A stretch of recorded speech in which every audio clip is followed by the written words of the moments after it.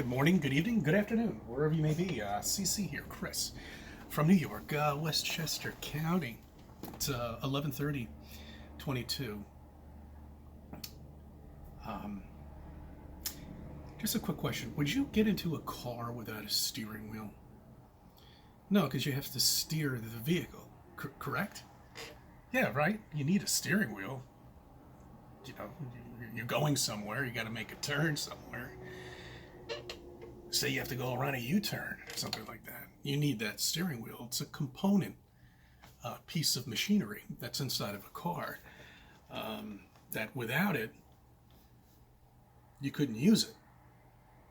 That's funny because where is the steering wheel in Artemis? Or what is it? I don't know. They're calling it something else now, whatever the fuck it is.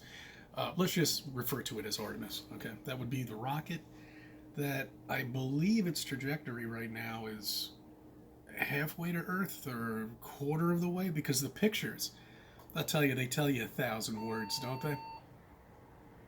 And what vivid pictures.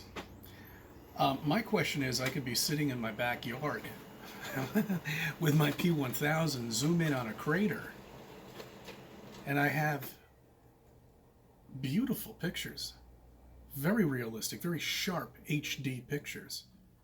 What does NASA give us? This washed out, unrecognizable blue ball in space that you can't tell what it is. As I said last time, it looks like a marble some sort. They can't seem to get the sizes correct. There's still no stars. And they've got this equipment that is supposedly state of the art, when meanwhile, all you need to see a crater on the moon is a P1000. Just zoom right in on it. You don't have to rely on NASA anymore. Come on. Apparently, they just did a little flyby, and they were approximately 50 miles off the surface, or 100 miles, somewhere around there. 100 miles above the surface. So now picture what we have supposedly floating around right now. These fake satellites that are up there. And Google imaging.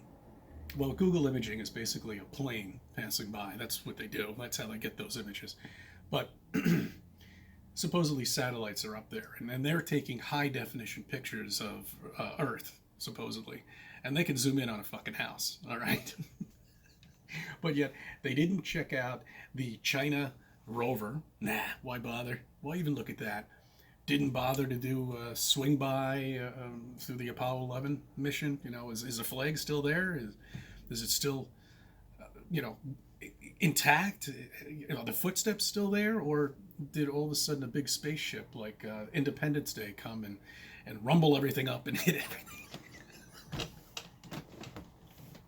Oh, it's just so much fun. This gives us so much material. One other question. So, what I was earlier getting into is the no steering wheel. This is Artemis. Okay? This is the moon. Here, my fist is the moon. This might not be to size.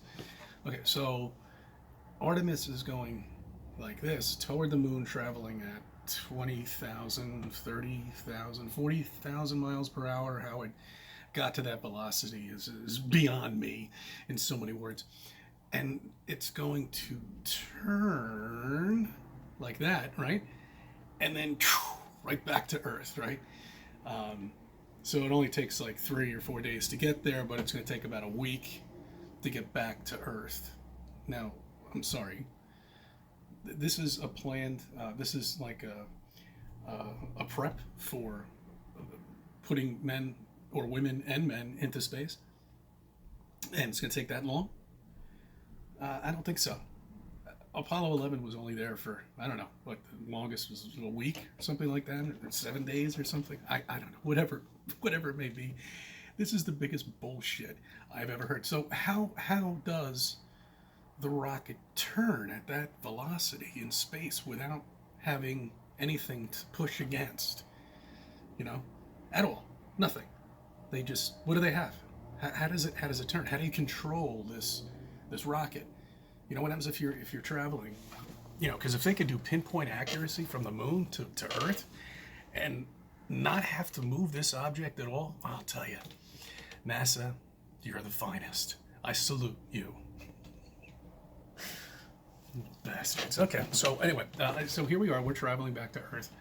Say it's just a little bit off course. Where are you going to go? How are you going to turn it? How are you going to move it? Just a little bit over here. We're a little off. A little more. Oh, these little. What are these, like little rockets or something like that are pushing? What are you pushing off of? You're not pushing off of anything. You're in space. See? That's the problem we have. And that's why we know there is no space. Because if there was space, you certainly couldn't get up there with Artemis or any other rocket for that matter. It wouldn't work. And it certainly wouldn't be able to be turned or moved unless if you had some fuel up there, unlimited supply of it. Why isn't any networks covering this historic event? That's what it is, isn't it? Isn't it an historic event? An event that it's just amazing. But yet we're produced pictures of washed out Earth, unrecognizable, washed out moon, unrecognizable. There should be the clarity on the pictures from the moon at 80 miles up. You should be able to zoom in on a little rock. But I mean, do any of you even bother going on to NASA and looking at these pictures instead of coming after flat earthers and putting nonsense on their comments, on the comment section? Doesn't matter. None of us really read it anymore. They amuse us. But do you even bother going there and even just taking a look of the nonsense? I guess these people don't.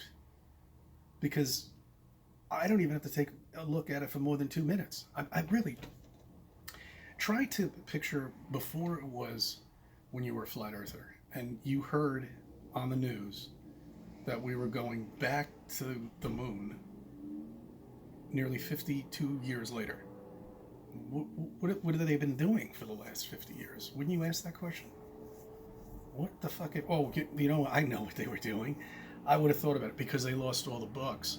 You know, for Apollo 11, they probably spent the last 50 years looking at it. I guess they finally found it, so that's why we're going to start doing missions. There you go. That's what it is. Thank you. That must be what it is. They must have found the books again. They spent 50 years looking for it. I thank you for subbing. I thank you for viewing my videos and maybe a part of your life.